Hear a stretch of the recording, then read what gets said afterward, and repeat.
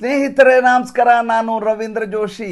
ಸಿದ್ದರಾಮಯ್ಯನವ್ರಿಗೆ ಎರಡು ಆಯ್ಕೆಗಳಿತ್ತು, ಎರಡು ಆಪ್ಷನ್ಗಳು. ಒಂದು, ಅಹಿಂದದ ಹೆಸರಿನಲ್ಲಿ ಬಂಡಾಯವನ್ನು ಮಾಡುವುದು. ಎರಡನೆಯದು, ಹೈಕಮಾಂಡ್ ಹೇಳಿದ ಹಾಗೆ ರಾಜೀನಾಮೆಯನ್ನು ಕೊಡುವುದು. ಸಿದ್ದರಾಮಯ್ಯನವರ ರಾಜಕೀಯ ಬದುಕನ್ನು ನೋಡಿದರೆ ಮೊದಲನೇ ಆಯ್ಕೆಯನ್ನೇ ಅವರು ಪರಿಗಣಿಸ್ತಾರೆ ಮತ್ತು ರಾಜ್ಯದ ರಾಜಕಾರಣದಲ್ಲಿ ದೊಡ್ಡದಾದಂಥ ತಲ್ಲಣವನ್ನುಂಟು ಮಾಡ್ತಾರೆ ಮತ್ತು ರಾಹುಲ್ ಗಾಂಧಿ ಪಟಾಲಂಗೆ ದೊಡ್ಡ ಇರುಸು ಮುರುಸನ್ನು ಮಾಡ್ತಾರೆ ಅನ್ನುವಂಥ ನಿರೀಕ್ಷೆ ಇತ್ತು. ನೋಡಿ, ನಿನ್ನೆ ನಡೆದಂಥ ವಿದ್ಯಮಾನಗಳನ್ನು ಒಂದು ಸಲ ಗಮನಿಸಿ ನೀವು. ಇದ್ದಕ್ಕಿದ್ದ ಹಾಗೆ ಬುಲಾವ್ ಬರುತ್ತೆ ಸಿದ್ದರಾಮಯ್ಯನವ್ರಿಗೆ. ಡಿ ಕೆ ಶಿವಕುಮಾರ್ ಅವ್ರನ್ನ ಕೇಳಲಾಗತ್ತೆ, ನೀವೇನಾದರೂ ದಿಲ್ಲಿಗೆ ಹೋಗ್ತಾ ಇದ್ದೀರಾ ಅಂಥೇಳಿ. ಅವ್ರು ಹೇಳ್ತಾರೆ, ನನಗೆ ಯಾವುದೇ ರೀತಿಯ ಬುಲಾವ್ ಬಂದಿಲ್ಲ, ನಾನು ಹೋಗೋ ಪ್ರಶ್ನೆ ಬರೋದಿಲ್ಲ ಅಂತ ಮೊದಲು ಹೇಳ್ತಾರೆ. ಆದರೆ ತಾವು ದಿಲ್ಲಿಗೆ ತೆರಳುತ್ತಾರೆ. ಹೋಗುವಾಗ ಇಡೀ ಪಟಾಲಂ, ಸಿದ್ದರಾಮಯ್ಯನವರ ಪಟಾಲಂ ಮತ್ತು ಡಿ ಕೆ ಶಿ ಅವರ ಪಟಾಲಂ ದಿಲ್ಲಿಗೆ ಹೋಗ್ತದೆ. ಹೋದ ಮೇಲೆ ಬೆಳಗ್ಗಿಂದ ಸಂಜೆವರೆಗೂ ಇಂದಿರಾ ಭವನದಲ್ಲಿ ಸಭೆಗಳು ನಡೀತವೆ. ಸಂಜೆ ಸುಮಾರು 5:05 ಸುಮಾರಿಗೆ ಒಂದು ಇಂದಿರಾ ಭವನದ ಹೊರಗಡೆ ಬೆಳಗ್ಗಿಂದ ಕಾಯ್ಕೊಂಡು ಕೂತಿದ್ರು ಮಾಧ್ಯಮದವರು. ಇಡೀ ದೇಶದ ಎಲ್ಲರ ಚಿತ್ತ ಕರ್ನಾಟಕದ ರಾಜಕಾರಣದತ್ತ ಇತ್ತು. ನನಗೆ ಭಾಳ ಆಶ್ಚರ್ಯ ಆಯಿತು. ಯಾವುದೇ ಚಾನಲ್ ತೊಗೊಂಡ್ರು ಕರ್ನಾಟಕದ ರಾಜಕೀಯದ ಬಗ್ಗೆ ಮಾತಾಡ್ತಾ ಇದ್ದಾರೆ. ಯಾಕೆಂದರೆ ಕಾಂಗ್ರೆಸ್ಸಿನ ಅಳಿವು ಉಳುವಿನ ಪ್ರಶ್ನೆ ಈ ಕಾಲಘಟ್ಟದಲ್ಲಿ. ಇತ್ತೀಚಿನ ಎಲ್ಲ ಚುನಾವಣೆಗಳನ್ನು ಸೋತಿದೆ, ಕೇರಳವನ್ನು ಹೊರತುಪಡಿಸಿದರೆ. ಕೇರಳದಲ್ಲಿ ಕೂಡ ಮುಸ್ಲಿಂ ಲೀಗ್ನ ಮರ್ಜಿಯೊಂದಿಗೆ ಈಗ ಸರ್ಕಾರವನ್ನು ಮಾಡಿರೋದು. ವಕ್ಫ್ನ 406 ಎಕರೆಯನ್ನು ಆಗಲೇ ಉಮೀದ್ ಅನ್ನುವಂಥ ಪೋರ್ಟಲ್ನಲ್ಲಿ ಸತೀಶನ್ನು ಹಾಕಿ ಹಿಂದೂ ವಿರೋಧಿ ಧೋರಣೆಯನ್ನು ತಳೆದದ್ದನ್ನು ನಾನು ಮುಂದಿನ ಸಂಚಿಕೆಯಲ್ಲಿ ಮಾತಾಡ್ತೇನೆ. ಹಾಗಿರುವಾಗ ಕರ್ನಾಟಕದಲ್ಲಿ ಎಲ್ಲಿ ಸರ್ಕಾರ ಕುಸಿದು ಹೋಗುತ್ತೋ ಅನ್ನುವಂಥ ಒಂದು ದೊಡ್ಡದಾದಂಥ ಸುದ್ದಿ ಗುಲ್ಲು ಎಲ್ಲ ಕಡೆ ಹರಡಿತ್ತು. ಆದರೆ ನೋಡಿ, ಈ ಕರಟಕ ಇದಾನಲ್ಲ ಈತ, ಕೆ ಸಿ ವೇಣುಗೋಪಾಲು, ಈತ ಮಾಧ್ಯಮದವ್ರ ಎದುರುಗಡೆ ನಿಲ್ತಾರೆ. ಇಟ್ ಈಸ್ ಪ್ರೆಸ್ ಬ್ರೀಫಿಂಗ್, ನಾನು ಪತ್ರಿಕಾಗೋಷ್ಠಿ ಅಲ್ಲ, ಇದು ಯಾವುದೇ ಪ್ರಶ್ನೆಗೆ ಉತ್ತರ ಕೊಡೋದಿಲ್ಲ ಅಂತ ಮುಂಚೆ ಹೇಳಿರೋದು. ಒಂದು ಕಡೆ ಡಿ ಕೆ ಶಿವಕುಮಾರು, ಮತ್ತೊಂದು ಕಡೆ ಸಿದ್ದರಾಮಯ್ಯ. ಆತ ಹೇಳ್ತಾರೆ, ನಾವು ಮುಖ್ಯಮಂತ್ರಿ ಬದಲಾವಣೆಯ ಚರ್ಚೆಯನ್ನೇ ಮಾಡಿಲ್ಲ. ನಾವು ಮಾತಾಡಿದ್ದು ಸ್ಥಳೀಯ ಸಂಸ್ಥೆಗಳ ಚುನಾವಣೆಯ ಬಗ್ಗೆ, ರಾಜ್ಯಸಭೆಗೆ ಯಾರನ್ನ ಕಳಿಸ್ಬೇಕು ಅನ್ನೋದ್ರ ಬಗ್ಗೆ ವಿನಃ ಬೇರೆ ಯಾವುದೇ ಚರ್ಚೆ ಆಗಿಲ್ಲ. ಮಾಧ್ಯಮದವರ ಸೃಷ್ಟಿ ಇದು ಅಂತ ಹಸಿ ಹಸಿ ಹಸಿ ಸುಳ್ಳನ್ನು ಹೇಳ್ತಾನೆ. ಈ ಕಡೆ ಹುಳ್ಳಗೆ ಡಿ ಕೆ ಶಿವಕುಮಾರ್ ನಗ್ತಾ ಇರ್ತಾರೆ. ಆ ಕಡೆ ಕೆಟ್ಟ ಮುಖ ಮಾಡ್ಕೊಂಡು ಸಿದ್ದರಾಮಯ್ಯನವರು ಮಾಧ್ಯಮದವ್ರನ್ನ ಎದುರಿಸಲಾರದೆ ಬೇರೆ ಕಡೆ ನಿರ್ವಾತವನ್ನು ವೀಕ್ಷಣೆ ಮಾಡ್ತಾ ಇರ್ತಾರೆ. ಆ ಕ್ಲಿಪ್ಪಿಂಗ್ ಬೆಳಗ್ಗಿಂದ ಸಂಜೆವರೆಗೂ ತೋರಿಸ್ತಾ ಇದ್ದಾರೆ. ನಿನ್ನೆ ಸಂಜೆನೂ ತೋರಿಸಿದರು. ಇನ್ನೊಂದು ಸಲ ನಾನು ಹೇಳಿದ್ದನ್ನು ಕೇಳಿಸ್ಕೊಂಡ್ಮೇಲೆ ಆ ಫ್ರೇಮನ್ನು ನೀವು ನೋಡಿ, ಆವಾಗ ನಡೆದಂಥ ವಿದ್ಯಮಾನವನ್ನು ಗಮನಿಸಿ, ಯಾರ್ಯಾರ ಮುಖಚರ್ಯೆ ಹೇಗಿತ್ತು ಅನ್ನೋದನ್ನು ಗಮನಿಸಿ. ಸುಳ್ಳು ಹೇಳ್ತಾ ಇದ್ದಂಥ ಕರಟಕ ಕೆ ಸಿ ವೇಣುಗೋಪಾಲ್ ಎಷ್ಟು ಖಚಿತವಾಗಿ ಹೇಗೆ ಹೇಳ್ತಾ ಇದ್ರು ಅಂದರೆ ಸತ್ಯದ ತಲೆಯ ಮೇಲೆ ಹೊಡೆಯುವ ಹಾಗೆ ಹೇಳ್ತಾ ಇದ್ರು.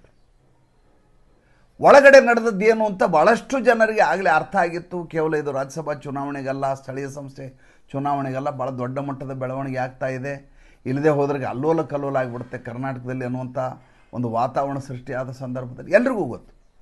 ಆದರೆ ಅದನ್ನು ಹೇಳಲಿಕ್ಕೆ ತಯಾರಿಲ್ಲ. ಅಂದರೆ ನೀವು ಯಾರಿಗೆ ಮೋಸ ಮಾಡ್ತಾ ಇದ್ದೀರಿ? ನೀವು ಕೇವಲ ಎದುರುಗಡೆ ನಿಂತಿರುವಂಥ ಮೊಬೈಲ್ ಹಿಡ್ಕೊಂಡು, ಕ್ಯಾಮ್ರಾ ಹಿಡ್ಕೊಂಡು, ಬೈಟ್ ತೊಗೊಳ್ಳಿಕ್ಕೆ ಮೈಕ್ ಹಿಡ್ಕೊಂಡು ನಿಂತಂಥ ಮಾಧ್ಯಮದವ್ರಿಗೆ ನೀವು ಮೋಸ ಮಾಡ್ತಾ ಇಲ್ಲ. ಕಾಂಗ್ರೆಸ್ನವರು ಈ ರಾಜ್ಯದ ಜನತೆಗೆ ಸುಳ್ಳು ಹೇಳಿ ಮೋಸ ಮಾಡ್ತಾ ಇದ್ರಿ. ಈ ದೇಶದ ಜನರಿಗೆ ದಾರಿ ತಪ್ಪಿಸ್ತಾ ಇದ್ರಿ. ಮಾತುಕತೆ ನಡೀತಾ ಇದೆ, ಇಂಥವು ರಾಜಕೀಯದಲ್ಲಿ ಮಾತುಕತೆ ನಡೀತವೆ. ಅದ್ರ ಬಗ್ಗೆ ಸಂದರ್ಭ ಬಂದಾಗ ಹೇಳ್ತೀನಿ. ಈಗ ಆ ವಿಷಯ ಬೇಡ ಅಂತ ಹೇಳಿದರೆ ನಡೆದು ಹೋಗೋದು. ರಾಜಕೀಯ ನಾಯಕರು ಕೂತಾಗ 10 ವಿಷಯಗಳು ಚರ್ಚೆಗೆ ಬರ್ತವೆ. ಅಲ್ಲಿ ಮುಖ್ಯಮಂತ್ರಿ ಬದಲಾವಣೆಯ ಬಗ್ಗೆನೂ ಬರ್ತದೆ, ಮುಂದಿನ 2028 ಚುನಾವಣೆಯ ಬಗ್ಗೆನೂ ಬರ್ತದೆ, ಈಗಿರುವ ಮುಖ್ಯಮಂತ್ರಿ ಬಗ್ಗೆನೂ ಬರ್ತದೆ, ಮುಂದೆ ಆಗಬಹುದಾದ ಮುಖ್ಯಮಂತ್ರಿ ಬಗ್ಗೆನೂ ಚರ್ಚೆ ಬರ್ತದೆ. ಚರ್ಚೆ ಹಲವಾರು ಬರ್ತವೆ. ನಿರ್ಣಾಯಕ ಘಟ್ಟ ಬಂದಾಗ ಅದರ ಬಗ್ಗೆ ಸ್ಪಷ್ಟನೆಯನ್ನು ಇಬ್ಬರು ಕೊಡ್ತಾರೆ. ಸಿದ್ದರಾಮಯ್ಯ ಅವರು ಕೊಡ್ತಾರೆ, ಡಿ ಕೆ ಶಿವಕುಮಾರ್ ಅವರು ಕೊಡ್ತಾರೆ. ಯಾಕಷ್ಟು ಧಾವಂತ ನಿಮಗೆ ಅಂತ ಹೇಳಿದರೆ, ಇದು ಸುಳ್ಳು ಅಲ್ಲ, ಸತ್ಯವೂ ಅಲ್ಲದ ಒಂದು ತಾರ್ಕಿಕವಾದಂಥ ಒಂದು ಸ್ಟೇಟ್ಮೆಂಟ್ ಆಗಿರೋದು. ಆದರೆ ಆ ಮಾತನ್ನು ಹೇಳಿಲ್ಲ, ಆ ರೀತಿಯ ಚರ್ಚೆಯೇ ನಡೆದಿಲ್ಲ ಅಂದರು. ಹಾಗಾದರೆ ಇದ್ದಕ್ಕಿದ್ದ ಹಾಗೆ ಮುಖ್ಯಮಂತ್ರಿ ಆದಂಥ ಸಿದ್ದರಾಮಯ್ಯನವರು ರಾತ್ರಿ 2 ಪೆಗ್ ಸ್ಕಾಚ್ ಹಾಕಿ KJ ಜಾರ್ಜ್ ಜೊತೆ ಕೂತ್ಕೊಂಡು ಚರ್ಚೆ ಮಾಡಿ ರಾಜೀನಾಮೆ ಕೊಡ್ತೀನಿ ಅಂತ ವಿಷಯವನ್ನು ಹರಿಬಿಟ್ಟದ್ದು ಯಾಕೆ? ಅಂದರೆ ನಿಮ್ಮ ಇಡೀ ಜೀವನ ಮನಸ್ಸಾಕ್ಷಿಗೆ ವಿರುದ್ಧವಾಗಿಯೇ ನಡ್ಕೊಳ್ಳುವಂಥ ಕಾಂಗ್ರೆಸ್ಸು, ಅದನ್ನು ಸಹಿಸುವಂಥ ಕರ್ನಾಟಕದ ಜನ. ನೋಡಿ, ಈಗ ಹೈಕಮಾಂಡ್ ಅಂತ ಹೇಳ್ತಾರೆ. ಹೈಕಮಾಂಡಿನ ಬಲ ಏನು? ಹೈಕಮಾಂಡ್ಗೆ ಇಡೀ ರಾಜ್ಯದ ಶಾಸಕಾಂಗ ಪಕ್ಷ ಅವರ ಪರವಾಗಿ ನಿಲ್ಲಬೇಕು, ಅವ್ರು ಹೇಳಿದ ಹಾಗೆ ಕೇಳಬೇಕು. ಈಗಲೂ ಈ ಕ್ಷಣದಲ್ಲಿಯೂ ಸಿದ್ದರಾಮಯ್ಯನವರು ಬಂಡೆದ್ದರೆ, ಈ ಕ್ಷಣ ಬಂಡೆದ್ದರೆ ಅವ್ರ ಹಿಂದೆ ಇಡೀ ಶಾಸಕ ಬಣ ಅವ್ರ ಹಿಂದೆ ಹೋಗುತ್ತೆ. ಅವ್ರು ಚಿತ್ರದುರ್ಗದಲ್ಲೇ ಅಹಿಂದ ಸಮಾವೇಶ ಮಾಡಲಿ, ಬೆಂಗಳೂರಲ್ಲೇ ಮಾಡಲಿ, ಮೈಸೂರಲ್ಲೇ ಮಾಡಲಿ, ಎಲ್ಲಿ ಮಾಡಿದರೂ ಕೂಡ ಅಲ್ಲಿ ಅವ್ರ ಹಿಂದೆ ಇಷ್ಟು ಶಾಸಕರು ಹೋಗಲಿಕ್ಕೆ ಸಿದ್ಧರಿರುವಂಥ ಒಂದು ಶಾಸಕತ್ವದ ಬಲವನ್ನು ಸಿದ್ದರಾಮಯ್ಯವರು ಇಟ್ಕೊಂಡಿದ್ದಾರೆ. ಇದನ್ನ ಅಲ್ಲಗಳೇ ಆಗಿಲ್ಲ. ನಾವು ಸಿದ್ದರಾಮಯ್ಯ ಒಳ್ಳೆ ರಾಜಕಾರಣಿ ಅಂತ ಹೇಳ್ತಾ ಇಲ್ಲ, ನಾನು ಸಿದ್ದರಾಮಯ್ಯ ಒಳ್ಳೆ ಮುಖ್ಯಮಂತ್ರಿ ಅಂತ ಹೇಳ್ತಾ ಇಲ್ಲ, ಇರುವ ವಸ್ತುಸ್ಥಿತಿಯನ್ನು ತಮ್ಮೆದುರಿಗೆ ಹೇಳ್ತಾ ಇದ್ದೀನಿ. ಡಿ ಕೆ ಶಿವಕುಮಾರ್ ಯಾವಾಗ ಚುನಾವಣೆ ನಡೆದು ಮುಖ್ಯಮಂತ್ರಿ ಯಾರನ್ನು ಮಾಡಬೇಕು ಅಂತ ತೀರ್ಮಾನ ಮಾಡಿದರು, ಆ ಸಂದರ್ಭದಲ್ಲಿ ಸಿದ್ದರಾಮಯ್ಯನವರು ಮೊದಲು ದಿಲ್ಲಿಗೆ ಹೋದರು.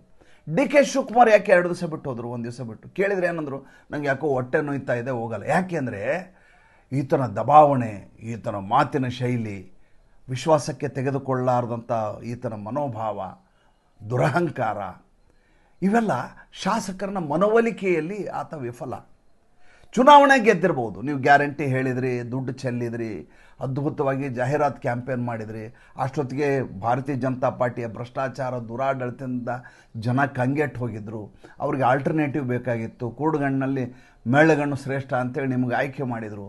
ಆದರೆ ಮುಖ್ಯಮಂತ್ರಿ ಮಾಡ್ತೀನಿ ಅಂತ ಅಂದಾಗ ನಿಮ್ಮಿಂದ ಅಷ್ಟು ಶಾಸಕರು ಇರಬೇಕಲ್ಲ, ಹೌದು ಇವರೇ ಆಗಲಿ ಅಂತೇಳಿ ಒಂದು ಸಣ್ಣ ಉದಾಹರಣೆಯನ್ನು ಹೇಳಿ ಮುಂದುವರಿಸ್ತೇನೆ. ನಿಮಗೆ ಅಶೋಕ್ ಗೆಹ್ಲೋಟನ್ನು ರಾಷ್ಟ್ರೀಯ ಅಧ್ಯಕ್ಷರನ್ನು ಮಾಡಬೇಕು ಅಂತ ತೀರ್ಮಾನ ಆಗೋಯ್ತು. ಸೋನಿಯಾ ಗಾಂಧಿನೂ ಅಂದರು, ಆಮೇಲೆ ರಾಹುಲ್ ಗಾಂಧಿನೂ ಅಂದರು, ಪ್ರಿಯಾಂಕಾ ವಾಡ್ರಾ ಎಲ್ಲರೂ ಕೂಡಿ ಸರ್ವಸಮ್ಮತ ಅಭ್ಯರ್ಥಿಯಾಗಿ ಅಶೋಕ್ ಗೆಹ್ಲೋಟ್. ಅಲ್ಲಿಗೆ ಅಜಯ್ ಮಾಕನ್ ಮತ್ತು ಒಂದು ಪಟಾಲಂನ ಮಲ್ಲಿಕಾರ್ಜುನ ಮುತ್ಯ ಎಲ್ಲರನ್ನೂ ಕಳಿಸಿದರು ರಾಜಸ್ಥಾನಕ್ಕೆ. 99 ಶಾಸಕರು ಒಟ್ಟಾಗಿ ನಿಂತು ಅಶೋಕ್ ಗೆಹ್ಲೋಟ್ ಪರವಾಗಿ ನಿಂತರು. ಅವರು ಸಭೆಗೆ ಹಾಜರಾಗಲೇ ಹೋದರು. ಅಶೋಕ್ ಗೆಹ್ಲೋಟ್ ನಾನು ಮುಖ್ಯಮಂತ್ರಿ ಕುರ್ಚಿಯನ್ನು ಬಿಟ್ಟು ಕೊಡೋದಿಲ್ಲ ಅಂತ ಹೇಳಿದರು. ನೀವು ನನ್ನ ರಾಷ್ಟ್ರೀಯ ಅಧ್ಯಕ್ಷ ಮಾಡೋದ್ರೆ 2 ಪದವಿ ಕೊಡಿ, ರಾಷ್ಟ್ರೀಯ ಅಧ್ಯಕ್ಷನೂ ಆಗ್ತೀನಿ, ಮುಖ್ಯಮಂತ್ರಿ ಇರ್ತೀನಿ. ನೀವು ಮುಖ್ಯಮಂತ್ರಿ ಪಟ್ಟ ಬಿಟ್ಕೊಡಿ, ನಾನು ರಾಷ್ಟ್ರೀಯ ಅಧ್ಯಕ್ಷ ಆಗಿ ಮುಂದುವರಿಬೇಕು ನೀವು ಅಂತ ಹೇಳಿದರೆ ನಾನು ಒಪ್ಪಲ್ಲ. ಆತ ಒಪ್ಪಲ್ಲ ಅಲ್ಲ, ಆತನ ಜೊತೆ ಇದ್ದಂಥ 99 ಮುಖ್ಯಮಂತ್ರಿಗಳು ಆತನ ಪರವಾಗಿ ನಿಂತಿದ್ರು. ಕಾಂಗ್ರೆಸ್ಸು ಕೈ ಚೆಲ್ಲಿತು, ಏನೂ ಮಾಡಲಿಕ್ಕಾಗಲಾರ್ದು, ದಿಕ್ಕು ಕಾಣಲಾರದೆ ವಾಪಸ್ ಬಂದರು. ಕೊನೆಗೆ ಮಲ್ಲಿಕಾರ್ಜುನ ಮುತ್ಯ ಮನೆ ಬಾಗಿಲು ಬಡಿದು, ನೀವು ರಾಷ್ಟ್ರೀಯ ಅಧ್ಯಕ್ಷ ಅಂತೆ, ಹೌದಾ ಅಂತ ಮಾಧ್ಯಮದವ್ರು ಕೇಳಿದ್ರು. ಹೌದಾ, ನಂಗೆ ಗೊತ್ತೇ ಇಲ್ಲ ಅಂತ ಚಪ್ಪಲಿ ಹಾಕ್ಕೊಂಡು ಇದನ್ನು ಪಂಚೆ ಎತ್ಕೊಂಡು ಸೋನಿಯಾ ಗಾಂಧಿ ನಿವಾಸಕ್ಕೆ ಹೋಗಿ ಕಾಲು ಮುಟ್ಟಿ ನಮಸ್ಕಾರ ಮಾಡಿದರು. ಇದು ನಡೆದ ವಿದ್ಯಮಾನ. ಕರ್ನಾಟಕದಲ್ಲಿ ಹೂಬೇಹೂ ತದ್ರೂಪು ಅದೇ ಸ್ಥಿತಿ ನಿರ್ಮಾಣ ಆದರೆ ರಾಹುಲ್ ಗಾಂಧಿಗೆ ಭಾಳ ದೊಡ್ಡದಾದಂಥ ಅವಮಾನ ಆಗ್ತಾಯಿತ್ತು. ಅದ್ಯಾಕೋ ಸಿದ್ದರಾಮಯ್ಯನವರು ಈ ಬಾರಿ ಆ ಬಂಡಾಯದ ಮನಸ್ಥಿತಿ, ಆ ಹೋರಾಟದ ಕೆಚ್ಚು, ಆಮೇಲೆ ಆ ಕುರ್ಚಿಯಲ್ಲೇ ಉಳಿಯಬೇಕನ್ನುವಂಥ ಹಠ, ಇದ್ಯಾವುದನ್ನು ಈ ಬಾರಿ ತೋರಿಸ್ತೇ ಇಲ್ಲ. ಅದಕ್ಕೆ ಕಾರಣಗಳು ಇರ್ಬೋದು. ಏನಂದರೆ, ಮೊದಲನೇದಾಗಿ ಮುಖ್ಯಮಂತ್ರಿ ಸಿದ್ದರಾಮಯ್ಯನವರು ಬಂದ ದಿವಸ ಖಜಾನೆಯ ಪರಿಸ್ಥಿತಿ ಎಷ್ಟು ಚಿಂತಾಜನಕವಾಗಿತ್ತು ಅಂದರೆ, ಒಂದು ದಿವಸವೂ ಸರ್ಕಾರವನ್ನು ನಡೆಸುವುದು ಕಷ್ಟ ಸಾಧ್ಯವಾದಂಥ ಪರಿಸ್ಥಿತಿ. ಇದನ್ನು ಗ್ಯಾರಂಟಿಯನ್ನು ಕೊಟ್ಟು ನಾನು ಹೇಳ್ತಾ ಇರೋದು, ಗ್ಯಾರಂಟಿಯನ್ನು ದುಡ್ಡು ಹಂಚಿದರೆ ಒಂದು ದಿವಸವೂ ಸರ್ಕಾರವನ್ನು ನಡೆಸಲಿಕ್ಕೆ ಸಾಧ್ಯ ಇಲ್ಲ. ಇಷ್ಟೂ ಶಾಸಕರ ಅವರ ನಿಧಿ ಏನಿದೆ ಅದನ್ನು ಕೊಡಲಾರದೆ ರಾಜ್ಯಭಾರವನ್ನು ಮುಂದುವರಿಸಿದವರು ಸಿದ್ದರಾಮಯ್ಯನವರು. ಒಂದು ವೇಳೆ ಬೇರೆ ಮುಖ್ಯಮಂತ್ರಿ ಇದ್ದು ಈ ರೀತಿಯಾಗಿ ತಮ್ಮ ನಿಧಿಗೆ ತೊಂದರೆ ಕೊಟ್ಟಂಥ ಮುಖ್ಯಮಂತ್ರಿ ಯಾರಾದರೂ ಕೂತಿದ್ರೆ, ಇದೇ ಶಾಸಕರು ಯಾರಾದರೂ ಸುಮ್ಮನೆ ಇರ್ತಿದ್ರೆ ಸುಮ್ಮನೆ ಅಬ್ಸರ್ವ್ ಮಾಡಿ ನೋಡಿ. ಈತ ಒಳ್ಳೆ ಹೆಡ್ ಮಾಸ್ಟರ್ ರೀತಿಯಲ್ಲಿ ಅದನ್ನು ಹೆದರಿಸ್ಕೊಂಡು, ಏನಂತೆ, ಯಾವನವನು, ಎಲ್ಲಿಗೆ ಬಂದಿದ್ದಾನೆ, ಏನಂತೆ, ಯಾಕೆ ಬೇಕಂತೆ, ಈ ರೀತಿಯ ಧೋರಣೆ ಇದೆಯಲ್ಲ, ಆತನ ಅಕ್ಕಪಕ್ಕ ಸುಳಿಯಲಿಕ್ಕೆ ಮುಖ್ಯಮಂತ್ರಿಗಳು ಶಾಸಕರು ಹೆದರುವಂಥ ಸ್ಥಿತಿಯನ್ನು ನಿರ್ಮಾಣ ಮಾಡಿಕೊಂಡು ಒಂದು ಪಟಾಲಂ ಕಟ್ಕೊಂಡಿದ್ರಲ್ಲ, ಆದ್ದರಿಂದ ಶಾಸಕರು ಬೆಚ್ಚಿಕೊಂಡು ಸುಮ್ಮನೆ ಕೂತಿದ್ರು. ಹಾಗಾದರೆ ಈಗೇನಾಗತ್ತೆ? ಭಾಳ ದೊಡ್ಡದಾದಂಥ ದುರಾಡಳಿತವನ್ನು ಕರ್ನಾಟಕ ನೋಡುವ ಕಾಲಘಟ್ಟ ಇದು. ಇದನ್ನು ದಯವಿಟ್ಟು ಟಿಪ್ಪಣಿ ಮಾಡಿಕೊಳ್ಳಿ. ಏಕೆಂದರೆ ಒಬ್ಬ ಮುಖ್ಯಮಂತ್ರಿಗಿರಬೇಕಾದಂಥ ಮುತ್ಸದ್ದಿತನವಾಗಲಿ, ಒಬ್ಬ ಮುಖ್ಯಮಂತ್ರಿಗಿರಬೇಕಾದಂಥ ಸಹನೆ ಆಗಲಿ, ಒಬ್ಬ ಮುಖ್ಯಮಂತ್ರಿಗಿರಬೇಕಾದಂಥ ದೂರದೃಷ್ಟಿಯಾಗಲಿ, ಒಬ್ಬ ಮುಖ್ಯಮಂತ್ರಿಗಿರಬೇಕಾದಂಥ ಪಾರದರ್ಶಕತೆಯಾಗಲಿ, ಒಬ್ಬ ಮುಖ್ಯಮಂತ್ರಿಗಿರಬೇಕಾದಂಥ ಸಮನ್ವಯ ಮನಸ್ಥಿತಿಯಾಗಲಿ ಲವಲೇಶವೂ ಡಿ ಕೆ ಶಿವಕುಮಾರ್ಗಿಲ್ಲ.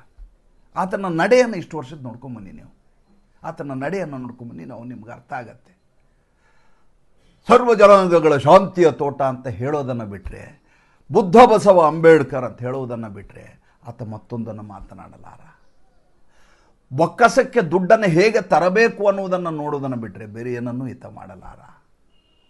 ಥೈಲಿಯನ್ನು ತುಂಬಿಸಿ ದಿಲ್ಲಿಗೆ ಕಳಿಸುವುದು ಹೇಗೆ ಅಂತ ಮಾಡುವಂಥ ಚಾಕಚಕ್ಯತೆಯನ್ನು ಬಿಟ್ಟರೆ ಬೇರೆ ಏನನ್ನೂ ಈತ ಮಾಡಲಾರ. ಸಮಗ್ರ ಅಭಿವೃದ್ಧಿ ಕನಸು ಅವೆಲ್ಲ ಡೈಲಾಗ್ಗಳು. ಒಂದು ಸಣ್ಣ ಉದಾಹರಣೆ ಹೇಳ್ತೀನಿ. ಮೈಸೂರಿನಲ್ಲಿ ಕಲಾಮಂದಿರ ಅಂತಿದೆ. 2,000 ರೂಪಾಯಿ ಬಾಡಿಗೆ ಅದಕ್ಕೆ ಮುಂಚೆ ಇದ್ದದ್ದು, ಸರ್ಕಾರದ್ದು, ಸಾಂಸ್ಕೃತಿಕ ಕಾರ್ಯಕ್ರಮಕ್ಕೆ ಕೊಡಬೇಕಾದದ್ದು. ಈತ ಹೇಳಿದವರಿಗೆ ರಾಜ್ಯೋತ್ಸವ ಪ್ರಶಸ್ತಿಯನ್ನು ಜಯಮಾಲ್ ಅವರು ಕೊಡಲಿಲ್ಲ ಅನ್ನುವಂಥ ಕಾರಣ. ಜಯಮಾಲ್ ಅವರು ಸಚಿವರಾಗಿದ್ದರು ಆವಾಗ. ನನಗೆ ಯಾರು ಹೇಳಿದರು ಅಂತ ದಯವಿಟ್ಟು ಕೇಳಬೇಡಿ. ಡಿಪಾರ್ಟ್ಮೆಂಟ್ನಲ್ಲಿ ನಮಗೂ ಜನ ಇರ್ತಾರೆ. ಆ ಡಿಪಾರ್ಟ್ಮೆಂಟ್ನಲ್ಲಿರುವಂಥ ಜನ ಎಲ್ಲ ವಿಷಯಗಳ ಬಗ್ಗೆ ಮಾತಾಡುವಾಗ ಹೇಳ್ತಾರೆ. ಕೊಡಲಿಲ್ಲ ಅನ್ನುವಂಥ ಕಾರಣಕ್ಕೋಸ್ಕರ ಆಕೆಯ ಸ್ಥಾನವನ್ನು ಕಿತ್ಕೊಂಡು ನನಗೆ ಕನ್ನಡ ಮತ್ತು ಸಂಸ್ಕೃತಿ ಇಲಾಖೆ ನನಗೆ ಬರಬೇಕು ಅಂತ ಹಠ ಹಿಡಿದು ಆ ಸ್ಥಾನವನ್ನು ಕಿತ್ಕೊಂಡು ಯಾವ ಕಲಾಮಂದಿರಕ್ಕೆ ಮೈಸೂರಲ್ಲಿ 2,000 ಬಾಡಿಗೆ ಇತ್ತಲ್ಲ, 2,000 ರೂಪಾಯಿದಲ್ಲಿ ಏನಾಗುತ್ತೆ, ನಡೆಸೋದು ಹೇಗೆ, ನಾವು ಮೇಂಟೆನೆನ್ಸ್ ಹೇಗೆ, ಸಂಬಳ ಹೇಗೆ ಕೊಡೋದು, 12,000 ರೂಪಾಯಿ ಬಾಡಿಗೆ ಮಾಡಿದ್ರು. ಡೆಪಾಸಿಟ್ ಕಟ್ಟಬೇಕು ಅಂದರು. ಸಾಂಸ್ಕೃತಿಕ ನಗರಿ ಮೈಸೂರು. ನೀವು 20,000 30,000 ಬಡ ಕಲಾವಿದರು ದುಡ್ಡನ್ನು ಕಟ್ಟಿ ನಾಟಕವನ್ನು ಮಾಡೋಕ್ಕಾಗತ್ತಾ, ರಂಗ ಚಳವಳಿಯನ್ನು ಮಾಡೋಕ್ಕಾಗತ್ತಾ, ಏನಾದರೂ ಮಾಡೋಕ್ಕಾಗತ್ತಾ? ನಾಟಕಕ್ಕೆ ಕಡಿಮೆ ಬಾಡಿಗೆ ಅಂತ ತೋರಿಸಿದ್ದಾರೆ. ಅದರಲ್ಲಿ ಬೇರೆ ಸಾಂಸ್ಕೃತಿಕ ಕಾರ್ಯಕ್ರಮಕ್ಕೆ ದುಡ್ಡು ಕೊಡಲೇಬೇಕು. ನಾಳೆ ಒಂದು ಸಂಗೀತ ಸಂಜೆ ಮಾಡ್ತೀವಿ, 15,000 ಕೊಡು, 20,000 ಕೊಡು ಅಂತ ಹೇಳಿದರೆ ಖಾಸಗಿಯವ್ರ ರೀತಿಯಲ್ಲಿ ಎಷ್ಟು ಮಟ್ಟಿಗೆ ಇದು ಯೋಗ್ಯ? ಅಂದರೆ ಆತನ ಧೋರಣೆಯೇ ಎಲ್ಲದರಲ್ಲಿ ಲಾಭ ಬರಬೇಕು ಅಂತ ಇರೋದವನು. ಎಲ್ಲದರಲ್ಲಿಯೂ ದುಡ್ಡಾಗಬೇಕು, ತನಗೂ ದುಡ್ಡಾಗಬೇಕು, ಸರ್ಕಾರಕ್ಕೂ ದುಡ್ಡಾಗಬೇಕು. ಸಿದ್ದರಾಮಯ್ಯವರು ಮೊದಲೇ ಬಜೆಟ್ ಮಾಡಿದರು. ಪೆಟ್ರೋಲ್ ರೇಟನ್ನು ಎರ್ರಾಬಿರಿ ಏರಿಸ್ತಾರೆ ಅಂತ ಎಲ್ಲರೂ ಮಾಡಿದರು. ಪೆಟ್ರೋಲ್ ರೇಟ್ ಏರಿಸಲೇ ಇಲ್ಲ. ಬಾಕಿ ಎಲ್ಲದರಲ್ಲಿ ಯಾವ ರೀತಿ ತಲೆ ಹೊಡೆದ್ರು ಅಂದರೆ, ನಾವು ತಲೆ ಎತ್ತಿ ನಡೆಯಬಾರದು. ಒಂದು ಇಂಡಮ್ನಿಟಿ ಬಾಂಡು, KEBನಲ್ಲಿ ಒಂದು ಇಂಡಮ್ನಿಟಿ ಬಾಂಡ್ ತೊಗೊಂಡು 10 ರೂಪಾಯಿ ಬಾಂಡಿಗೆ 500 ರೂಪಾಯಿ ಮಾಡಿದರು. ಯಾರಿಗೆ ಗೊತ್ತಾಯಿತು? ರಿಜಿಸ್ಟ್ರೇಷನ್ ಚಾರ್ಜು ಎರ್ರಾಬಿರಿ ಏರಿಸಿದ್ರು. ಯಾವನು ಖರೀದಿ ಮಾಡ್ತಾನೆ ಅವ್ನು ಕೊಡ್ತಾನೆ ಬಿಡಿ, ಉಳಿದವ್ರಿಗೇನು ಸಮಸ್ಯೆ? ಈ ರೀತಿಯಾಗಿ ಜನರನ್ನು ದೋಚುವ ಕೆಲಸವನ್ನು ಸಿದ್ದರಾಮಯ್ಯ ಮಾಡಿದರು. ಅಂದರೆ ಆ ಮುತ್ಸದ್ದಿತನ ಇದೆಯಲ್ಲ, ಲೂಟಿ ಮಾಡುವ ಮುತ್ಸದ್ದಿತನ ತುಂಬ ಇದೆ. DK ಶಿವಕುಮಾರ್ಗಿರುವಂಥ ಕ್ಯಾಲಿಬರ್ ಏನು? DK ಶಿವಕುಮಾರ್ ಯಾವ ಸಂದರ್ಭದಲ್ಲಿ ಹೈಕಮಾಂಡ್ ದುಡ್ಡನ್ನು ಕೇಳಿದ್ರು, ಅವ್ರಿಗೆ ATM ಇದು ಕರ್ನಾಟಕ, ಮೋದಿ ಅವರು ಹೇಳಿಬಿಟ್ಟಿದ್ದಾರೆ. ಪಿಂಕಿ ಅಲ್ಲಿಂದ ಮೆಸೇಜ್ ಹಾಕ್ತಾರೆ, ಅಂಕಲ್ ಅಂತ, ಟಕ್ ಅಂತ ಇಲ್ಲಿಂದ ಅಲ್ಲಿಗೆ ದುಡ್ಡು ಕಳಿಸ್ಬೇಕಾಗಿಲ್ಲ ಇವರೆಲ್ಲ. ಇವರ ನೆಟ್ವರ್ಕ್ ಎಷ್ಟು ಚೆನ್ನಾಗಿದೆ ಅಂದರೆ, ಅಂಗಡಿ ಅಂದರೆ ಹವಾಲ. ನಿಮ್ಗೆ ಗೊತ್ತು ಅಂಜನೇಯಲು ಮನೆಯಲ್ಲಿ ಹೇಗೆ ದುಡ್ಡು ಸಿಕ್ತು, ಅದೆಲ್ಲ ನೀವು ನೋಡಿದರೆ ಹಳೆ ಕೇಸು. ಇಲ್ಲಿ ಸುಮ್ಮನೆ ಇವರು ಒಂದು ಕೋಡ್ ಕಳಿಸಿದ್ರೆ ಅಲ್ಲಿ ಅವ್ರ ಮನೆಗೆ ದುಡ್ಡು ಹೋಗುತ್ತೆ. ಪಿಂಕಿ ಹತ್ರ ಎಷ್ಟು ಕೇಳ್ತಾರೋ ಅದಕ್ಕಿಂತ 10 ಪಟ್ಟು ಜಾಸ್ತಿ ಕೊಡುವ ಉದಾರತೆ. ಯಾವ ರೀತಿ ಉದಾರತೆ ಅದು ಬೇರೆ ವಿಚಾರ. ಮತ್ತು ಹೇಗೆ ತನ್ನ ಪರವಾಗಿ ಜನರನ್ನು ಸೆಳೆಯಬಹುದು ದುಡ್ಡಿನಲ್ಲಿ, ತುಂಬ ಚೆನ್ನಾಗಿ ಗೊತ್ತಿರೋ ವ್ಯಕ್ತಿ. ಈತನ ಈ ದುಡ್ಡನ್ನು ದೋಚುವ ಮನಸ್ಥಿತಿ ಇದೆಯಲ್ಲ, ಅದ್ರ ಬಗ್ಗೆ ಒಂದೆರಡು ಹೇಳ್ತೀನಿ. ಒಬ್ಬ ಕ್ಯಾಂಡಿಡೇಟ್, ಕಾಂಗ್ರೆಸ್ಸಿನ ಕ್ಯಾಂಡಿಡೇಟ್, ನಮ್ಮ ಉತ್ತರ ಕರ್ನಾಟಕ, ಊರ ಹೆಸರು ಹೇಳೋದು ಬೇಡ, ಪಾಪ ಅವ್ರಿಗೆ ನಾಳೆ ತೊಂದರೆ ಆಗಬಾರ್ದು ಅನ್ನುವಂಥ ಕಾರಣಕ್ಕೋಸ್ಕರ ಆತ ತನ್ನ ಆಸ್ಪತ್ರೆಗೆ ಲಿಫ್ಟ್ ಹಾಕಬೇಕು. ಲಿಫ್ಟಿಗೆ ಪರ್ಮಿಷನ್ ತೊಗೋಬೇಕು. ಪವರ್ ಮಿನಿಸ್ಟ್ರಿ ಅವರು DK ಶಿವಕುಮಾರ್ ಅವರು. ಆತ ಫೈಲ್ ಕೊಟ್ಟು ಕಳಿಸ್ತಾರೆ. MLA ಕ್ಯಾಂಡಿಡೇಟು ಫೈಲ್ ಕೊಟ್ಟು ಕಳಿಸ್ದಾಗ ದುಡ್ಡು ಅಂತಾರೆ. ಇಲ್ಲ ಸರ್, ಅವರು ನಮ್ಮ ಕಾಂಗ್ರೆಸ್ನವರೇ, ಪಾಪ ಭಾಳಷ್ಟು ದಿನಕ್ಕೆ ಕಾಂಗ್ರೆಸ್ನವರಾದರೆ ಆಸ್ಪತ್ರೆ ಕಟ್ತಾ ಇಲ್ವಾ, ಲಿಫ್ಟ್ ಆಗ್ತಾ ಇಲ್ವಾ, ಅವನು ಪುಕ್ಷಟೆ ಬರ್ತಾವ, 5 ಲಕ್ಷ ರೂಪಾಯಿ ದುಡ್ಡಿಡು ಅಂದರೆ ಸೈನ್ ಮಾಡ್ತೀನಿ ಅಂತಾರೆ. ಹೆಂಗಿದೆ ಸ್ವಾಮಿ? ಇನ್ನೊಂದು ಉದಾಹರಣೆ ಹೇಳ್ತೀನಿ. ಧರಮ್ ಸಿಂಗ್ ಮತ್ತು ಮಲ್ಲಿಕಾರ್ಜುನ ಖರ್ಗೆ ಬೆಂಗಳೂರಲ್ಲಿ ಒಂದು ಸಂಜೆ ಕಾರಲ್ಲಿ ಹೋಗ್ತಾ ಇರ್ತಾರೆ. ಅಲ್ಲಿ ಎದುರುಗಡೆ ಒಬ್ಬ ವ್ಯಕ್ತಿ ಕೂತಿರ್ತಾರೆ. ಅವ್ರ ಹೆಸರು ಬೇಡ, ಅವ್ರಿಗೆಲ್ಲ ತೊಂದರೆ ಆಗುತ್ತೆ. ಆ ವ್ಯಕ್ತಿ ಹೇಳ್ತಾ ಹೋಗ್ತಾರೆ, ನೋಡಿ ಎಡಗಡೆ ಕಾಣ್ತಾ ಇದೆ ಅಲ್ಲಿ, ಇದು DK ಶಿವಕುಮಾರ್ ಜಾಗ, ಇದು ಸ್ವಲ್ಪ ಮುಂದೆ ಹೋದ್ಕಾರ. ಇಲ್ಲಿ ಬಲಗಡೆ ಕಾಣ್ತಾ ಇದೆಯಲ್ಲ DK ಶಿವಕುಮಾರ್ ಜಾಗ, ಇನ್ನೊಂದು ಸ್ವಲ್ಪ ಮುಂದೆ ಹೋದರೆ ಇದು ಜಾಗಕ್ಕೆ ಈ ಬಿಲ್ಡಿಂಗ್ ಕಾಣ್ತಾ ಇದೆಯಲ್ಲ ಸರ್, ಇದು DK ಶಿವಕುಮಾರ್ ಅವ್ರದ್ದು. ಇಬ್ಬರು ರಾಜಕಾರಣವನ್ನು 60-70 ವರ್ಷ ಆ ಕಾಲದಲ್ಲಿ ಮಾಡಿದ ವ್ಯಕ್ತಿ, 50 ವರ್ಷ ರಾಜಕಾರಣ ಮಾಡಿದವರು ಕಂಗಾಲಾಗ್ಬಿಡ್ತಾರೆ. ಹಂಗಂತೇಳಿ ಅವ್ರೇನು ಕಡಿಮೆ ಮಾಡಿಲ್ಲ, ಅದು ಬೇರೆ ವಿಚಾರ. ಅವ್ರನ್ನ ಮೀರಿಸಿದ ವ್ಯಕ್ತಿ ಇತ್ತ ಅಂತ. ಏನ್ರಿ ಇವನನ್ನು ಬಿಟ್ಬಿಟ್ರೆ ಇಡೀ ಕರ್ನಾಟಕವನ್ನೇ ತನ್ನ ಹೆಸರು ಬರ್ಕೊಂಡ್ಬಿಡ್ತಾನನ್ರಿ ಅಂತ ಇಬ್ಬರು, ಮಲ್ಲಿಕಾರ್ಜುನ ಮುತ್ಯ ಮತ್ತು ಧರಮ್ ಸಿಂಗು ಮಾತಾಡ್ಕೊತಾರೆ. SM ಕೃಷ್ಣ ಮುಖ್ಯಮಂತ್ರಿಯಾಗಿದ್ದಾಗ ಅವರ ಬಲಹೀನತೆ ದೌರ್ಬಲ್ಯ ಏನು ಅಂತ ತಿಳ್ಕೊಂಡು ಅದಕ್ಕೆ ಏನು ಬೇಕೋ ಅದನ್ನು ಕಳಿಸ್ತಾ ಅವರಿಗೆ ಪ್ರತಿ ದಿವಸ ಸಂಜೆ ಎಲ್ಲ ಫೈಲ್ಗಳನ್ನು ತನಗೆ ಹೇಗೆ ಬೇಕು ಹಾಗೆ ಸಹಿ ಮಾಡಿಸಿಕೊಂಡು ಇಡೀ ರಾಜ್ಯವನ್ನು ಸೂಪರ್ ಸಿ ಎಮ್ ಆಗಿ ಆಳಿಸಿದ್ದು ಇದೇ ಡಿ ಕೆ ಶಿವಕುಮಾರ್. ಯಾಕೆ ಇದನ್ನೆಲ್ಲ ಹೇಳ್ತಾ ಇದ್ದೀನಿ ಅಂದರೆ, ನಾವು ಆಯ್ಕೆ ಮಾಡುವಂಥ ನಾಯಕರು ಹೇಗಿರ್ತಾರೆ, ಆ ನಾಯಕರು ಹೇಗೆ ಸಂದರ್ಭ ಬಂದಾಗ ತಮ್ಮ ಅರಸೊತ್ತಿಗೆಯನ್ನು ಉಳಿಸ್ಕೋತಾರೆ ಮತ್ತು ಹೇಗೆ ಲೂಟಿ ಮಾಡುವುದರಲ್ಲಿ ನಿಸ್ಸೀಮರಾಗಿ ನಮ್ಮ ತಲೆಯ ಮೇಲೆ ಟೋಪಿಯನ್ನು ಇಡ್ತಾರೆ ಅನ್ನೋದಕ್ಕೆ ಈ ಮಾತನ್ನು ಹೇಳ್ತಾ ಇದ್ದೀನಿ. ಸಿದ್ದರಾಮಯ್ಯ ಈ ಬಾರಿಯ ಅವಧಿಯಲ್ಲಿ ಭ್ರಷ್ಟಾಚಾರದಲ್ಲಿ ಇನ್ನಿಲ್ಲದ ಹಾಗೆ ಅವ್ರ ಕಡೆಯವರೆಲ್ಲ ಮಾಡ್ಕೊಂಡ್ಬಿಟ್ರು. ಅಷ್ಟಿಷ್ಟಲ್ಲ, ಲೆಕ್ಕ ಇರಲಾರ್ದ ಹಾಗೆ ಭ್ರಷ್ಟಾಚಾರ ನಡೀತು. ಈ ಬಾರಿ ಸಿದ್ದರಾಮಯ್ಯನ ಸರ್ಕಾರದಲ್ಲಿ ಆದಷ್ಟು ಭ್ರಷ್ಟಾಚಾರ ಎಂದೆಂದೂ ಆಗಿಲ್ಲ. ಆತ ಅಸಹಾಯಕ ಅಂತ ನಾನು ಹೇಳೋದಿಲ್ಲ, ಯಾರೂ ರಾಜಕಾರಣಿಗಳು ಅಸಹಾಯಕರಲ್ಲ. ನರೇಂದ್ರ ಮೋದಿ ಅಸಹಾಯಕ ಅಂತ ಹೇಳೋಕ್ಕಾಗತ್ತಾ? ಸೀಟ್ಗಳೇ ಸ್ಪಷ್ಟವಾದ ಬಹುಮತ ಇರಲಾರದೆ ವಕ್ಫ್ ಕಾಯ್ದೆ ಅಂತ ವಕ್ಫ್ ಕಾಯ್ದೆಯನ್ನು ಪಾಸ್ ಮಾಡಿಸಿದ ವ್ಯಕ್ತಿ. ನಿಮಗೆ ಸಂಕಲ್ಪ ಇದ್ದರೆ, ಮೋಸ ಆಗಲಾರ್ದ ಹಾಗೆ ಪ್ರಾಮಾಣಿಕತೆಯಿಂದ ಮೆರೆಯಬೇಕು ಅಂತಿದ್ದರೆ ಸಿದ್ದರಾಮಯ್ಯ ಸರಿಯಾಗಿ ನಡೆಸ್ಬೋದಿತ್ತು. ಎಲ್ಲರನ್ನ ನಟ್ಟು ಬೋಲ್ಟು ಟೈಟ್ ಮಾಡ್ಬೋದಿತ್ತು. 10 ಸೂಪರ್ ಸಿ ಎಮ್ಗಳನ್ನ ತಯಾರು ಮಾಡಿದರು. ಅವರ ಮನೆಯಲ್ಲೇ ಇರುವಂಥ ಮತ್ತೊಬ್ಬ ಪಪ್ಪು ಬೆಳಗ್ಗೆ ಎದ್ರೆ ಸ್ಟೇಟ್ಮೆಂಟ್ ಕೊಟ್ಟು ಲೇವಡಿಗೊಳಗಾಗ್ತಾ ಇದ್ದ. ಆತನ ಬಗ್ಗೆ ವಿಡಂಬನೆ ಮಾಡೋರು, ಆತನ ಬಗ್ಗೆ ಯಾವ ರೀತಿ ಮಾತಾಡ್ತಾ ಇದ್ರು ಅಂದ್ರೆ ಕ್ಷುಲ್ಲಕವಾಗಿ ಮಾತಾಡೋರು. ನಾನು ಮಾತಾಡಲ್ಲ. ಒಬ್ಬ ನಂಬಿಕಸ್ಥನಾಗಿ ಇದು ಮೆಡಿಕಲ್ ಓದ್ಕೊಂಡು ತನ್ನ ಪಾಡಿಗೆ ತಾಯಿದ್ದಂಥ ವ್ಯಕ್ತಿ ಒಂದು ಕಾಲಕ್ಕೆ ರಾಜಕಾರಣಕ್ಕೆ ಕರ್ಕೊಂಬಂದ್ರಿ. ರಾಜಕಾರಣದ ಇಲ್ಲಿಯ DNA ಆತ ಸೆಟ್ ಆಗಲಾರದೆ ಬಾಯಿಗೆ ಬಂದ ಹಾಗೆ ನಮ್ಮ ಅಪ್ಪನೇ 5 ವರ್ಷ CM ಅನ್ನೋದು, ಯಾರನ್ನು ಬೇಕೋ ಅವ್ರನ್ನ ಟ್ರಾನ್ಸ್ಫರ್ ಮಾಡಿಸೋದು, ದುಡ್ಡು ಟ್ರಾನ್ಸ್ಫರ್ ಆಗಲಿಕ್ಕೆ ಏನೇನು ಬೇಕೋ ಅದನ್ನು ತಯಾರಿ ಮಾಡಿದ ದುಡ್ಡನ್ನು ಕಳಿಸೋದು, ಈ ರ್ಯಾಕೆಟ್ಗೆ ಸಂಪೂರ್ಣವಾಗಿ ತನ್ನನ್ನು ತಾನು ಬಲಿ ಮಾಡ್ಕೊಂಡ್ಬಿಟ್ಟು. ಹಾಗಾದರೆ ಈಗ ಮುಂದೇನು ಅಂದರೆ ಈ ಸುರ್ಜೇವಾಲಾ ಬರ್ತಾರೆ, KC ವೇಣುಗೋಪಾಲ್ ಬರ್ತಾರೆ, ಇವ್ರಿಗೆಲ್ಲಿಯೂ ಕೂಡ ಬೆಲೆ ಇಲ್ಲ. ಜನಮಾನಸದಲ್ಲಿ ಇವ್ರಿಗೆ ಹೆಸರಿಲ್ಲ. ರಾಹುಲ್ ಗಾಂಧಿಯವರ ಕಿವಿ ಕಚ್ಚುವುದು ಬಿಟ್ಟರೆ ಇವ್ರಿಗೆ ಯಾವುದೇ ರೀತಿಯ ಅರ್ಹತೆಗಳಿಲ್ಲ. ಸಂಘಟನಾ ಕಾರ್ಯದರ್ಶಿಯಾದಂಥ ಕರಟಕ KC ವೇಣುಗೋಪಾಲ್ ಇಲ್ಲಿವರೆಗೂ ದೇಶಾದ್ಯಂತ ಸಂಘಟನೆಗೆ ಹೋಗೇ ಇಲ್ಲ. ನನಗೊಂದು ಸಲ ಈ ಗುಲಾಂ ನಬಿ ಆಜಾದು ಶ್ರೀನಗರದಲ್ಲಿ ಮಾತಾಡ್ತಾ ಕೂತಾಗ ಒಂದು ಮಾತು ಹೇಳಿದ್ರು. ಅವರ ಹುಲ್ಲು ಹಾಸಿನಲ್ಲಿ ಸುಮಾರು 2 ಗಂಟೆಗಳ ಕಾಲ ಅವ್ರ ಜೊತೆ ಮಾತಾಡಿದೆ ನಾನು. ಬೇರೆ ಯಾರೂ ಇರಲಿಲ್ಲ ಜನ. ನನ್ನ ಜೊತೆ ಬಂದಂಥ ನಮ್ಮ ಲಯನ್ಸ್ ಕ್ಲಬ್ನ ಸ್ನೇಹಿತರನ್ನು ಬಿಟ್ಟರೆ ಬೇರೆ ಯಾರಿಲ್ಲ. ಅವ್ರು ಹೇಳಿದ್ರು, ಅವರು ನಾನು ಸಂಘಟನಾ ಕಾರ್ಯದರ್ಶಿ ಆದಾಗ, ಪ್ರಭಾರಿ ಇದ್ದಾಗ ಇಡೀ ದೇಶಾದ್ಯಂತ ಹೆಂಗೆ ಸುತ್ತಿದೆ ಅಂದರೆ ನನ್ನ ಮನೆಗೆ ವಾಪಸ್ ಹೋಗಿಲ್ಲ ನಾನು, ಮತ್ತು ದಿಲ್ಲಿಗಂತೂ ಕಾಲೇ ಇಡಲಿಲ್ಲ. ಆ ರೀತಿ ಪಕ್ಷವನ್ನು ಕಟ್ಟಿದ್ವಿ ನಾವೆಲ್ಲ ಅಂತೇಳಿ. ಅದು ನಿಜ ಕೂಡ. ಆವಾಗಿನ ಕಾಂಗ್ರೆಸ್ಸಿಗರು ಕೆಲಸ ಮಾಡೋದು ಹಾಗೆ ಮಾಡ್ತಾಯಿದ್ರು, ಥೈಲಿಯನ್ನು ಇಸ್ಕೊಳ್ಳೋದು ಹಾಗೆ ಇಸ್ಕೊತಾಯಿದ್ರು. 90% ತಾವು ಇಟ್ಕೊಂಡು 10% ಪಕ್ಷಕ್ಕೆ ಕೊಡ್ತಾಯಿದ್ರು. ಅದು ಬೇರೆ ವಿಚಾರ. ಈತ ರಾಹುಲ್ ಗಾಂಧಿಯ ಪಕ್ಕದಲ್ಲಿ ಕೂಡುವುದು ಬಿಟ್ಟರೆ ಬೇರೆ ಯಾವುದೇ ಕೆಲಸವನ್ನು ಸಂಘಟನೆ ಮಾಡಿಲ್ಲ. ಕ್ರೈಸಿಸ್ ಮ್ಯಾನೇಜ್ಮೆಂಟ್ ಅಂತೂ ಅಪೂಟ ಬರೋದೇ ಇಲ್ಲ. ಅಂಥವ್ರನ್ನ ಇಟ್ಕೊಂಡು ರಾಹುಲ್ ಗಾಂಧಿ ರಾಜಕಾರಣ ಮಾಡ್ತಾರೆ. ಪಿಂಕಿಗೆ ಒಂದು ದೊಡ್ಡದಾದಂಥ ಆಸೆ ಇತ್ತು. ಏನಂದರೆ, ಕೇಳಿದಾಗೆಲ್ಲ SMS ಮಾಡಿದಾಗ, ವಾಟ್ಸಪ್ ಮೆಸೇಜ್ ಮಾಡಿದಾಗೆಲ್ಲ ನನಗೆ ಥೈಲಿ ಬರ್ತದೆ, ಆತನನ್ನು ಮುಖ್ಯಮಂತ್ರಿಯಾಗಿ ಕೂಡಿಸಬೇಕು ಅಂತ ಭಾಳ ಆಸೆ ಇತ್ತು. ನಿನ್ನೆ DK ಶಿವಕುಮಾರ್ ಹುಳ್ಳಗೆ ನಕ್ಕರಲ್ಲ ಸಂಜೆ, ಆವಾಗಲೇ ನನಗೆ ಅನುಮಾನ ಇತ್ತು, ಈ ಮನುಷ್ಯ ಏನೋ ಕೆಲಸ ಮಾಡ್ಕೊಂಡು ಬಂದಿದ್ದಾರೆ ಅಂತ. ನಿನ್ನೆ ಮತ್ತೆ ಪಿಂಕಿ ರಾಹುಲ್ ಗಾಂಧಿಯ ಮೇಲೆ ಗೆದ್ದಿದ್ದಾರೆ. ಅದರ ಫಲಶ್ರುತಿ ನಾಳೆ ಗೊತ್ತೇ ಆಗತ್ತೆ. ನಾನು ಖಚಿತವಾಗಿ ನಾಳೆ DK ಶಿವಕುಮಾರೇ ಮುಖ್ಯಮಂತ್ರಿ, 4 ಜನ ಉಪಮುಖ್ಯಮಂತ್ರಿಗಳು ಅಂತ ಬ್ರೇಕಿಂಗ್ ನ್ಯೂಸ್ ಕೊಡೋದಿಲ್ಲ, ಶಾಕಿಂಗ್ ನ್ಯೂಸ್ ಕೊಡೋದಿಲ್ಲ, ಆಸ್ಫೋಟಕರ ಸುದ್ದಿ ಅಂತ ಹೇಳೋದಿಲ್ಲ. ನಡೀತಾ ಇರೋ ವಿದ್ಯಮಾನಗಳು ಆ ರೀತಿ ಗೋಚರಿಸ್ತಾ ಇದ್ದಾವೆ. ಅದೇ ರೀತಿ ಸಂಭವಿಸಿದರೆ ಹೇಳಿದ್ದು ನಿಜ ಅಂತ ಭಾವಿಸಿ, ಇಲ್ಲದೆ ಹೋದರೆ ಕತೆ ಅಂತ ಪರಿಗಣಿಸ್ಬಿಡಿ. ಏಕೆಂದರೆ ಕರ್ನಾಟಕದ ರಾಜಕೀಯದ ಬಗ್ಗೆ ಮಾತಾಡಲಿಕ್ಕೆ ನನಗೆ ಖಂಡಿತವಾಗಿ ಇಷ್ಟ ಇಲ್ಲ. ಏಕೆಂದರೆ ಅದು ನಾಡಿನ ಹಿತಾಸಕ್ತಿಯೂ ಅಲ್ಲ, ರಾಷ್ಟ್ರದ ಹಿತಾಸಕ್ತಿಯೂ ಅಲ್ಲ.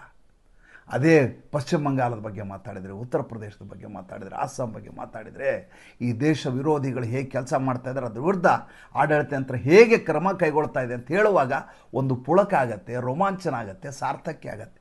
ಈ DK ಶಿವಕುಮಾರು, ಈ ಕೊತವಾಲನ ಶಿಷ್ಯ, ಈ ಅಡ್ನಾಡಿ ಸಿದ್ದರಾಮಯ್ಯನ ಬಗ್ಗೆ ಮಾತಾಡಿ ಏನು ಮಾಡಿ ಸಮಯವನ್ನು ವೃಥಾ ಕಾಲಕ್ಷೇಪ ನಾವು ಮಾಡಬಾರ್ದು, ನೀವು ಮಾಡಬಾರ್ದು. ಕುತೂಹಲ ಇರಬೇಕು ಒಳ್ಳೆಯ ವಿಷಯಗಳ ಬಗ್ಗೆ, ಇಂಥ ವಿಷಯಗಳ ಬಗ್ಗೆ ಅಲ್ಲ. ಮತ್ತೆ ಮುಂದಿನ ಸಂಚಿಕೆಯಲ್ಲಿ ಮಾತಾಡ್ತೀನಿ. ನಮಸ್ಕಾರ.